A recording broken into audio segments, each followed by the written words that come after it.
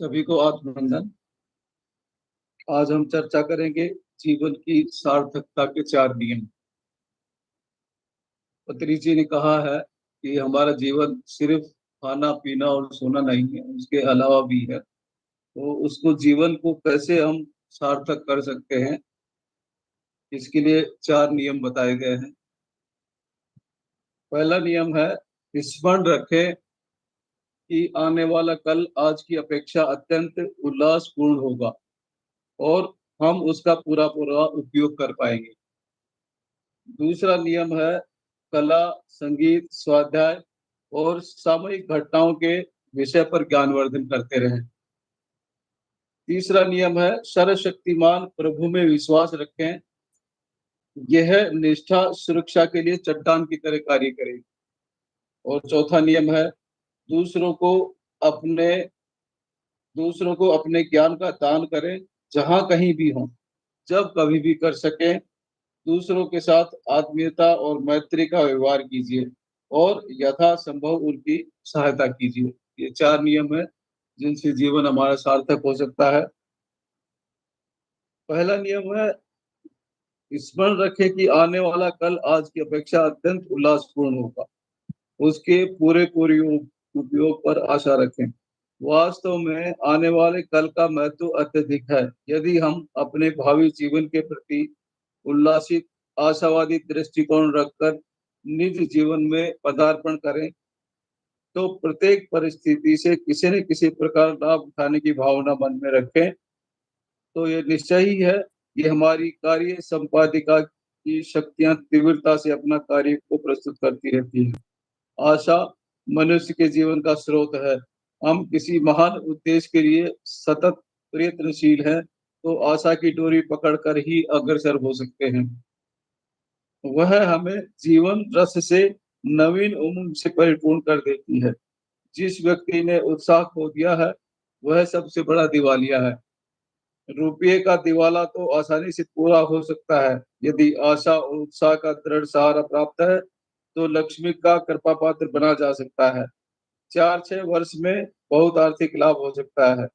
मूर्ख भी विद्वान हो सकता है, किंतु आने वाले कल पर भरोसा न रखने वाला व्यक्ति तो आधारभूत जीवन तत्व भविष्य के लिए आशा का दिवालिया है। ऐसा दिवालिया जीवन युग में कुछ नहीं कर सकेगा। आज का भरा पूरा उपयोग कीजिए, किंतु कल पर आज से भी अधिक अच्छा कार्य करने का दृढ़ संकल्प और आशा रखिए। एक एक क्षण बहुमूल्य है। व्यर्थ नष्ट किया हुआ प्रत्येक क्षण दोबारा वापस आने वाला नहीं है। कल की आशा में मनुष्य आज का सही उपयोग करना सीखता है।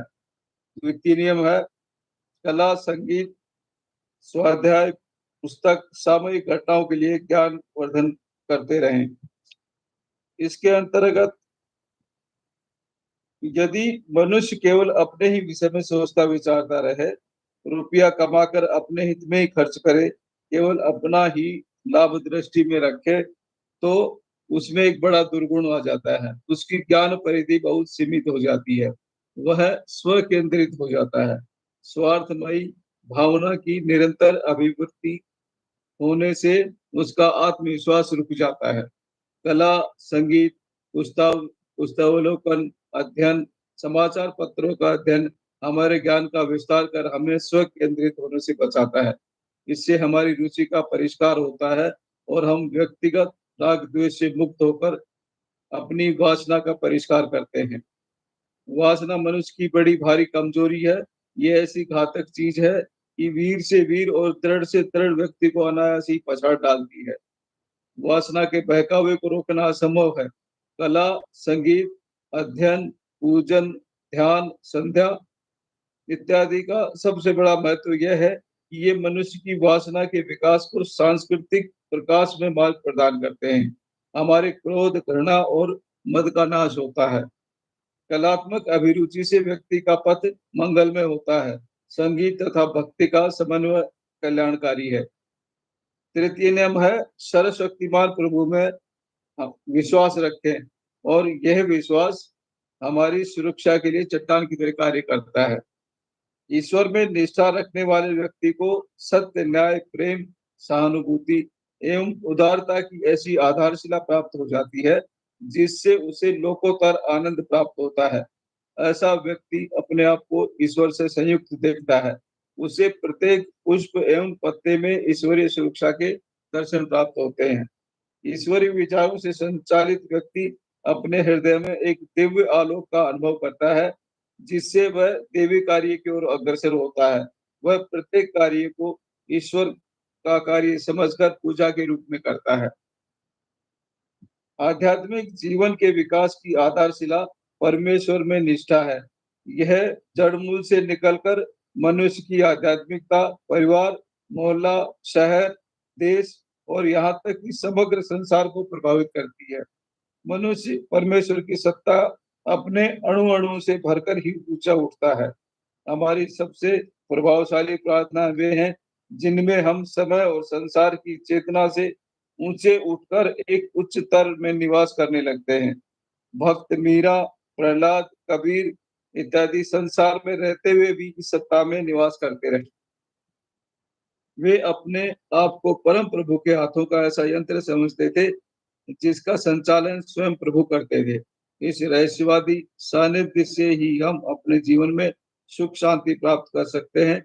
परमेश्वर की शक्ति ही हम में प्रकट होती है।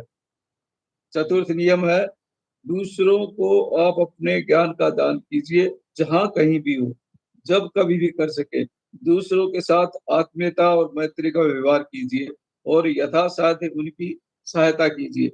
दान चाहे जिस रूप में हो, वस्तु, श्रम, भूमि, रोटी, आटा किसी का हो, मनुष्य को त्याग एवं बलिदान की शिक्षा देता है।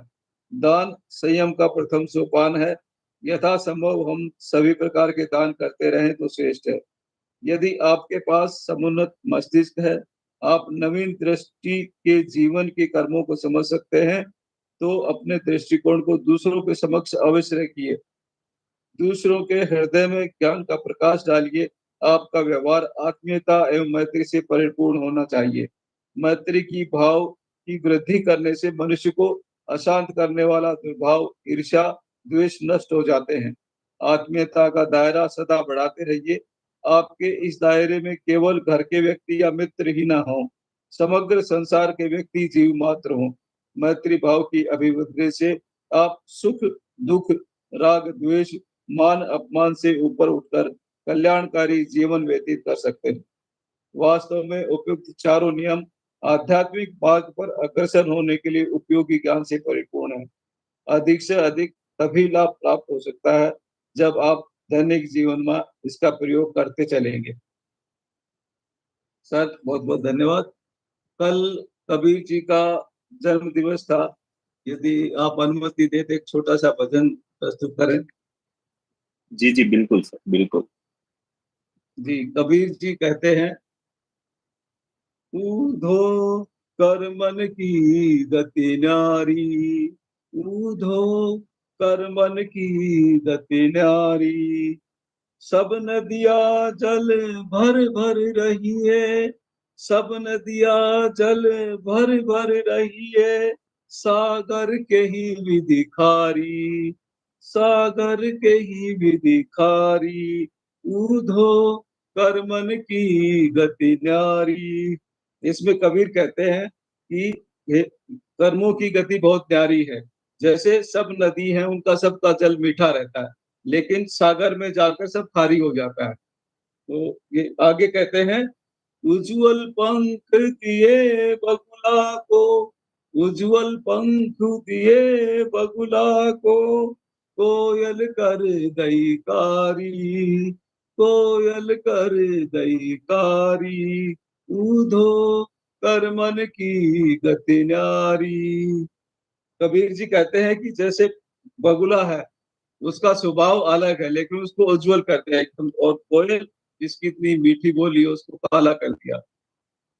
आगे कहते हैं, कहत कबीर सुनो भाई साधो, कहत कबीर सुनो भाई साधो, टारी टरत न टारी, टारी टरत न टारी, ऊधो कर मन की गति न्यारी, ऊधो कर्मन की गति न्यारी।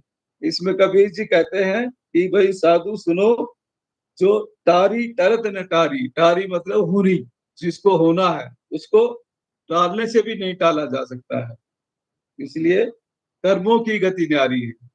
बहुत बहुत धन्यवाद सभी को।